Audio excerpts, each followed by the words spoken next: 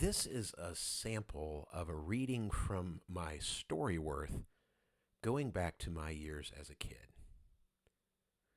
Middle school or junior high school can be crazy times for just about any kid, and the same was true for me. Many times the reason is simply the amount of change that goes on in someone's life at that age. A new school, the onset of puberty, navigating relationships with parents and other authorities, it's all pretty crazy. Of course, all of those things applied to me. In seventh grade, I attended a Lutheran school where there really wasn't much difference between those of us in junior high and the kids in the elementary grades. Now, my parents decided to leave the church and the school the summer after seventh grade, so that meant a new school in the fall. So I knew that we were on our way out, but I wasn't supposed to talk about it with my peers. And that didn't seem too hard since it was the summer and I only saw them at church on the weekend. That changed when Matt died.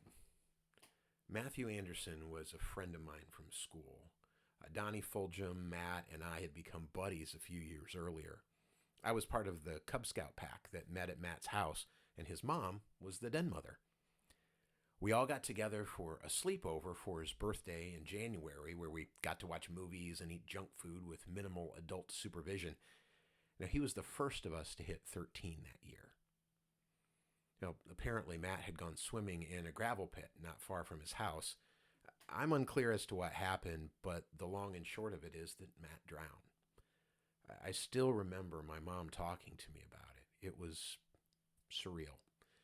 Now, since Matt's parents wanted our class to sing a song at his funeral, it also meant that I'd be seeing many of my classmates for the last time at that service. None of us felt like singing. The song Children of the Heavenly Father is beautiful, but we just weren't into it.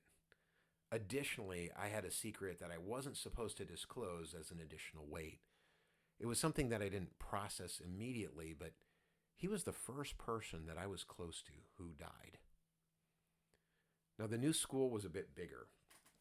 Unlike my prior school, Lansing Christian wasn't tied to a specific church. It was still small, but I went from a class of 8 to a class of almost 30. It also meant a more common junior high experience with multiple classes and no recess. And each class had its own teacher, and that was something that I had never had before. Now, the day started with Miss Wright, the science teacher. She was a feisty older woman who never married. She was quite the character, but you could tell how much she just loved the students. In second period, there was Mrs. Jones. Does every school have a Mrs. Jones? She was a kind-hearted woman, and I feel bad that my hatred for math didn't allow me to appreciate her. Looking back, I really don't know why I hated it so much, but math always just made me feel stupid. I didn't like feeling that way, so I didn't like the class. Now, Miss Iverson, or Miss I, was our class sponsor and also the history and social studies teacher. Now, she was probably only in her mid to late 20s at that time. She was good at fostering interesting conversations and discussions, which was a far more resonant way for me to learn. The gym teacher was the cross-country coach, and many kids didn't like gym, but I valued it since we didn't have recess.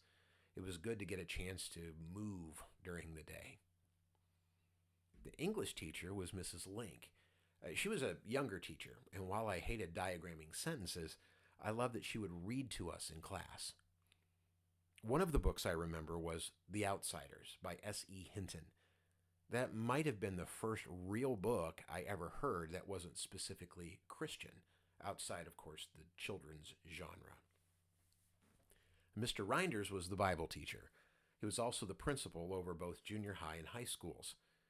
Bible was one of my favorite subjects, and I did well in the class.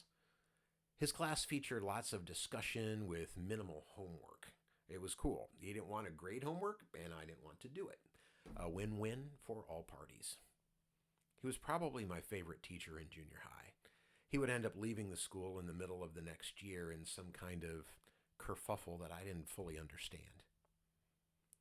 Thinking back to those years, there was so much change in such a short amount of time. A new church, school, friends, and community meant saying goodbye to the old ones. Instead of dad driving us to school, I had to walk to the bus stop.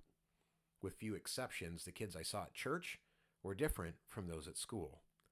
It was probably a good thing that I didn't have social media back then, but hey, it was the 80s. We had no idea how good we had it.